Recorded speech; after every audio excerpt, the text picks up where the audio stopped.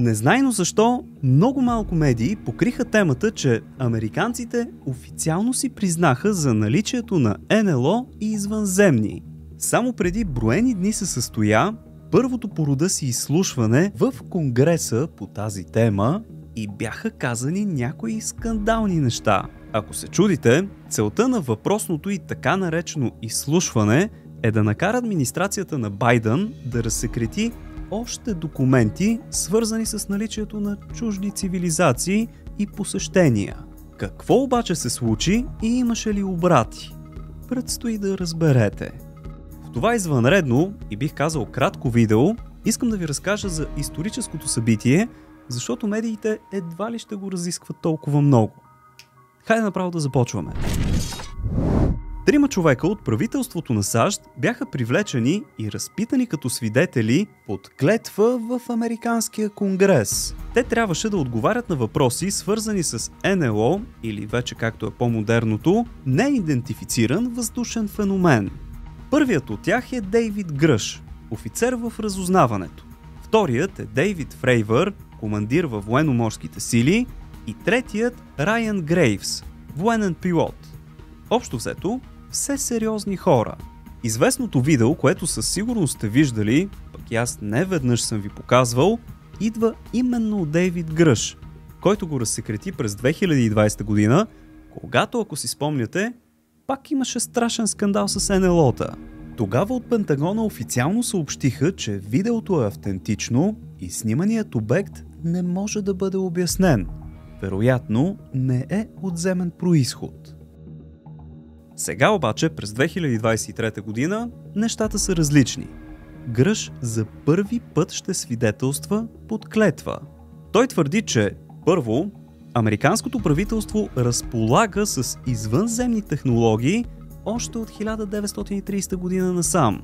Второ, има секретна кампания, която цели дезинформация на населението с цел да се скрият фактите около извънземното присъствие. И трето, може би най-важно, че са открити, и тук ще цитирам, биологични не хора или не човеци, които пилотирали летящи съдове. Направо чуйте сами. If you believe we have crashed craft, stated earlier, do we have the bodies of the pilots who piloted this craft? As I've stated publicly already in my News Nation interview, Biologics came with some of these recoveries. Yeah. Той потвърждава пред съдиите, пред всички хора в съда, пък и пред милионите хора, които гледат по интернет, че има биологични останки, които са прибрани. Когато го попитат дали те са с човешки или пък нечовешки произход, той ясно отговаря ето това. Were they, I guess, human or non-human biologics? Non-human, and that was the assessment of people with direct knowledge on the program I talked to that are currently still on the program. Хора, които са все още в тази програма, разказват, че телата са нечовешки. Това си е доста сериозно твърдение и може би най-фрапантното от цялото изслушване. And was this documentary evidence, this video, photos, eyewitness? Like, how would that be determined? The specific documentation I would have to talk to you in a skiff about. Питат го дали има видео или пък снимки за доказателства и той разказва, че за документацията ще разкаже отделно. Не на отворена сесия, ами лично на конгресмените. Самият Гръш открито си признава, че лично той не е виждал извънземни, но пък е разговарял с над 40 свидетели, които са се докоснали до тях по един или друг начин.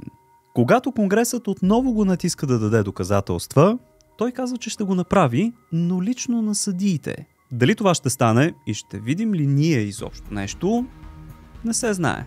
Един от най-интересните въпроси, които му зададоха, е дали въпросните извънземни са неприятелски настроени.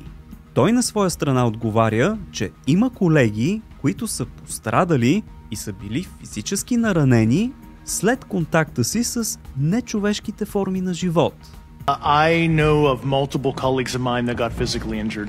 Дори добавя, че това, на което е станал свидетел с жена си, е крайно смущаващо. What I personally witnessed myself and my wife was very disturbing. Един от мъжете в Конгреса го пита директно, защо използва термина нечовешки или non-human, а не си каже направо извънземни. Той отговаря ето така. I like to use the term non-human. I don't like to denote origin. Keeps the aperture open, both scientifically. Сега, как да ви кажа? Цялата тази история звучи така малко сензационно. Първо, предоставени ли са някакви снимки или пък видеа от тези биологични нечовешки форми на живот? Ами, не. Второ, предоставени ли са някакви снимки или видеа от разбилите се тяхни кораби или пък летящи чинии? Тук отговорът пак е не. Това, което реално се случва обаче, е, че за първи път толкова високопоставени и уважавани хора говорят съвсем открито и то под клетва за извънземни и за кораби. С една дума малко изпадаме в положението, че имаме наистина много сериозна заявка и признание за това, че извънземните вече са на Земята и ходят сред нас, както се казва, но пък от друга страна нямаме никакви реални доказателства, до които можем да се докоснем и да преценим дали това е така. Ако погледнем и малко по-реално на нещата, терминът нечовешки биологични форми на живот може да означава всичко. Плъх, куче, котка, каквото се сетите нечовешко и биологично.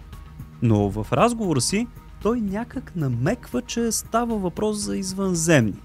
Явно няма право да го съобщи директно. Гръш, между другото, на няколко пъти споделя, че трябва да е много внимателен с думите си, защото в момента няколко агенции го разследват и ако се изпусне нещо, може да си навлече още допълнителни обвинения. Сега, скъпи приятели, достигаме до главния въпрос. До голямата картинка, както се казва. Според вас, готви ли са някаква голяма новина, на чието праг се намираме в момента, и дали случайно така подсъзнателно не подготвят населението за реална среща с представители на чужда цивилизация? Оставям изцяло на вас да прецените. Аз просто ви изложих фактите. Може, ако искате да се развихрите в коментарите и да ми кажете дали това случайно не е пък някакъв спектакъл за отклоняване на вниманието от нещо по-важно, което се случва, или пък кой знае бе. Наистина скоро могат да съобщят новината за извънземни. Това за сега от мен. Доколкото разбрах, ще има още изслушвания, ще следя темата и ще ви държа в течение.